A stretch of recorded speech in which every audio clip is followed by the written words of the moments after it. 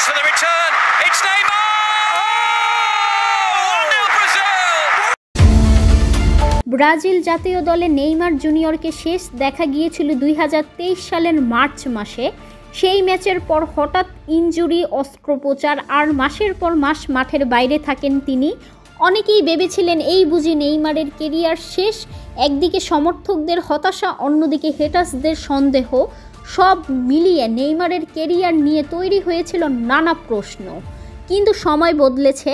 Brazil জাতীয় দলের দায়িত্ব নিয়েছেন নতুন কোচ কার্লো আনচেলত্তি। দায়িত্ব নিয়েই তিনি বলেন, নেইমারকে দলে চাই, তবে সে শতভাগ ফিট এবং ফর্মে থাকতে হবে।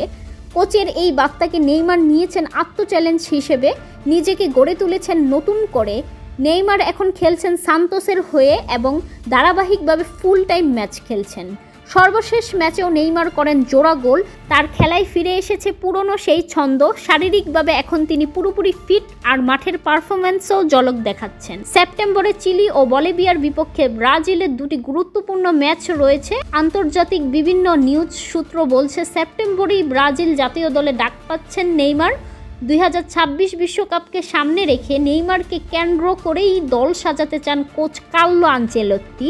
নেইমার নিজেও বলেছেন তার ভক্তরা তার কাছ থেকে কি আশা করেন তিনি জানেন এবং চেষ্টা করে যাচ্ছেন। সে বিশ্বাস করে এখনও সে এই খেলার রাজা হতে পারে। নেইমারের জাতীয় দলে প্রত্যাবর্তনকে কিভাবে দেখছেন কমেন্ট করে জানান। খেলাধুলার গুরুত্বপূর্ণ আপডেট পেতে আমাদের চ্যানেলটি সাবস্ক্রাইব করে পাশেই থাকুন। ধন্যবাদ।